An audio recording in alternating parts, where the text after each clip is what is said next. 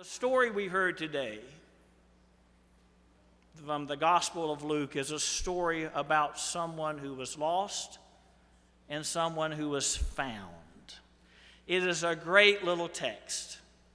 It is probably the first story that seared itself in my little brain as a 5-year-old when Mrs. Madge Huffman, my Sunday school teacher, got out her flannel board in Sunday school. She pulled up the triptych flannel board and she pulled out the characters of the story. There is Jesus. Where is he? On the road. Correct. She'd take her finger, her lizard-like finger across her tongue, and she'd put a gold star by the one who had answered correctly. And where are the people? Where's the crowd? On the road. No, maybe along the road. So she'd put the little people along the road. And then the big question, and where is Zacchaeus? In the tree. Excellent, Philip Nelson. Gold star by your name. It is a story that is ingrained in most of our minds in the church, if not from the early childhood Sunday school teachers, but from the song. It's got to be the number one song in children's songs of the church. You want to sing it with me? Zacchaeus was a man, was a wee little man, was he. He climbed up in the sycamore tree, for the Lord he wanted to see. And as the Lord he passed that way, he looked up in the tree and said, Zacchaeus, come down, for I'm going to your house today. Hey. All right, let's go home. That's enough. You got it. Now, of course, as I grew, this song grew with me. Maybe it grew with you too. It grew with me in two particularly important ways that still stand out. I don't know if you know, but there are two ways to examine and look at Scripture. One is very analytical. It's like taking the dead mouse and putting it pinning it down, and then dissecting it in biology or zoology class. And then there's another way is let it be the mouse and run around and try to catch it. This is the way we tend to approach Scripture. The first way is called seminary. You take the text and you analyze it. And then ministers like me and Ben and Wake, Mike, and others, we come back and we go, we have the real meaning now of this text because we've analyzed it, we've studied it critically, and we have the best interpretation to date. It's called textual criticism, historical criticism. And if you didn't know this, did you know that the verb, the pronoun he, in verse 9a, says he got up in the tree, that's Zacchaeus, because he was too short and he could not see him. Now, who was too short? Well, Zacchaeus. Says the Greek. The pronoun is what we call in grammar a dangling pronoun. It could have been that Jesus was the one who was short and Zacchaeus couldn't see him because he was short. Who knows? But that's what you learn in textual criticism in seminary. You see how smart we are? Now, as I grew also, when I came to that portion of the church in which we talk about the unattainable, untalkaboutable subject, money, I learned that this was a text that was never, hardly ever preached on Stewardship Sunday. Now, obviously, you and I know why. Because, first of all, Zacchaeus was a wealthy man. He was a senior tax collector. He was a senior IRS agent. He knew how to get the money better than anybody, and he got a lot. And when he encounters Jesus, and Jesus goes to his house, apparently the message and the power of Jesus' personality is so strong that salvation, Jesus says, comes to his house after what? After what? After Zacchaeus says, I am going to give half of what I have earned to the poor. That's not a tithe, friend. That's 5 times a tithe. That's 50%. That's about all the math I know. It's 50% of his assets. And then he says, and because I know I'm a sinner and I have probably wronged someone, if I have cheated anyone, I will give them back what I cheated them from? No. I will give it twice? No. I will give them back. I will repay them 4 times. You can't preach this on Stewardship Sunday, or you won't have a job next week. Or if you're an elder and you're preaching in a lay position, you won't be asked to preach again. You know, when I first became a minister, one of the interview questions when I was being interviewed out in West Texas was, do you believe in the virgin birth? And the second question was, how often do you preach on money? Now, not knowing the scripture very well, I said, well, I would probably preach on it when it came up in the text, when it talks about possessions and being controlled by, this world and money and possession. I will probably preach on it when it comes up in the biblical text, to which an old elder rubbed his mustache and said, uh-oh.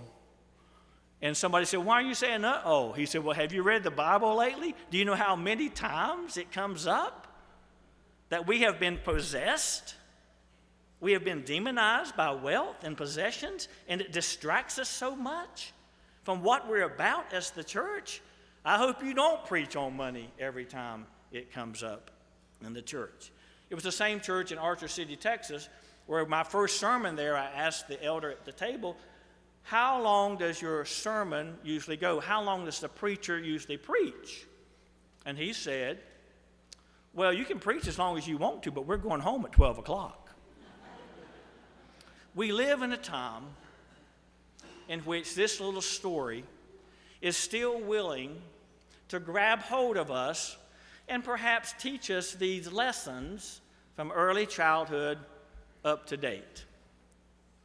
But it's also a story that turns every interpretation that we're comfortable with on its head.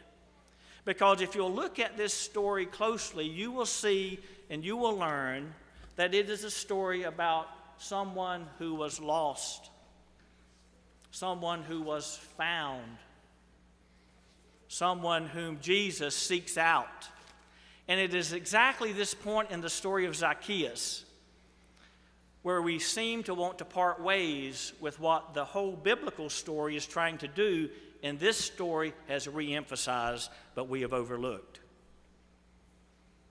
There's a Far Side cartoon that has a person knocking at the door saying, have you found Jesus? And Jesus is over behind the curtain hiding. Have you found Jesus?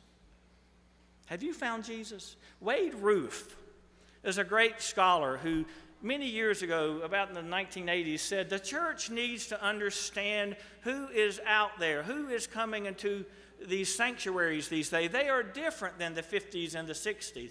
Now we have what we call seekers. And the book was called A Seeker Generation by Wade Roof. It was, the church needs to understand that people are searching, people are seeking. People are spiritually hungry and they're trying to find something. They're trying to find something that sticks, that is relevant, that is meaningful. And are you going to be a church? Are we going to be the kind of church in which seekers can find and then will stick with us as we work on the mission and live out the mission of Jesus Christ? It was a profound book. It was a book in which many of us ministers began to analyze how we can teach evangelism committees to receive these seekers and understand these seekers. But the truth really is that the story that permeates all through Scripture is not about us seeking God, but about a God who always is seeking us.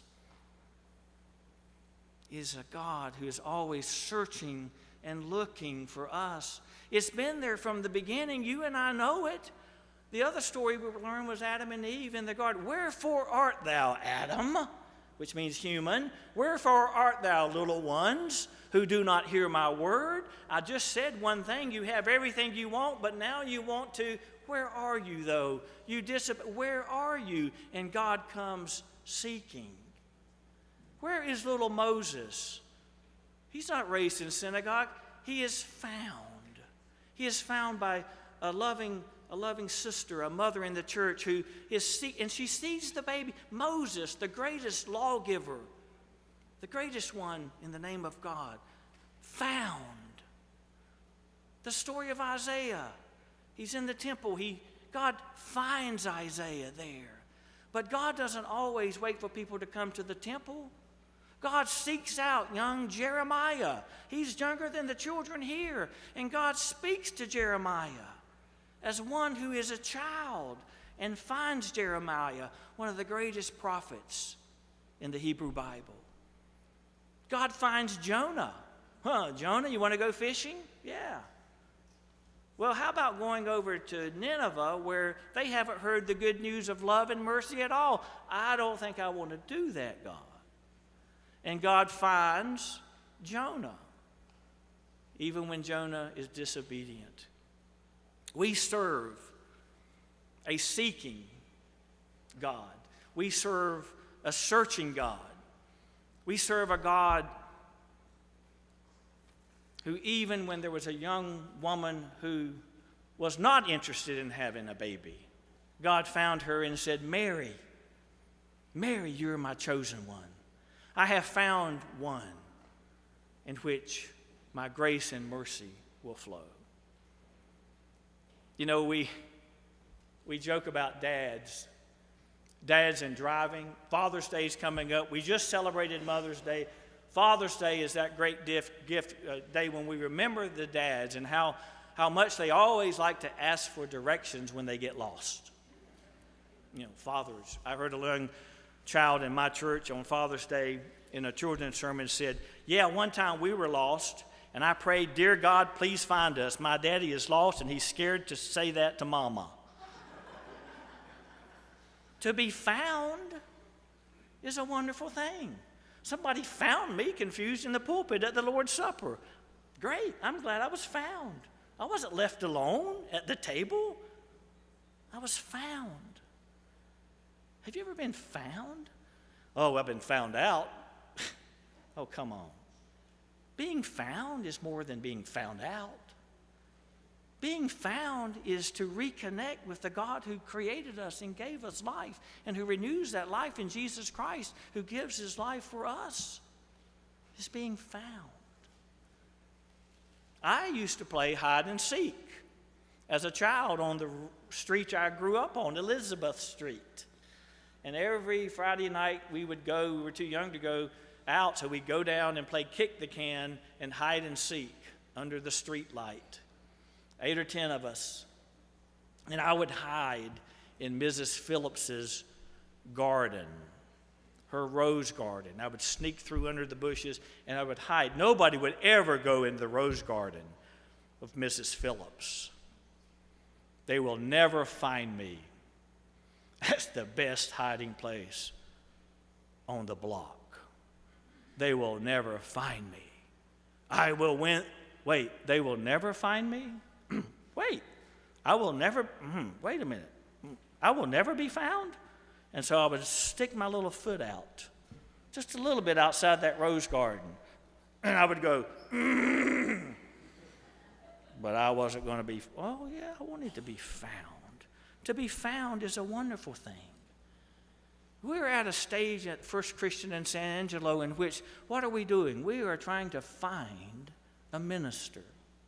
We're trying to find ourselves a spiritual leader. We have had wonderful spiritual leaders in Ben and Mike and Ron. We found the right people.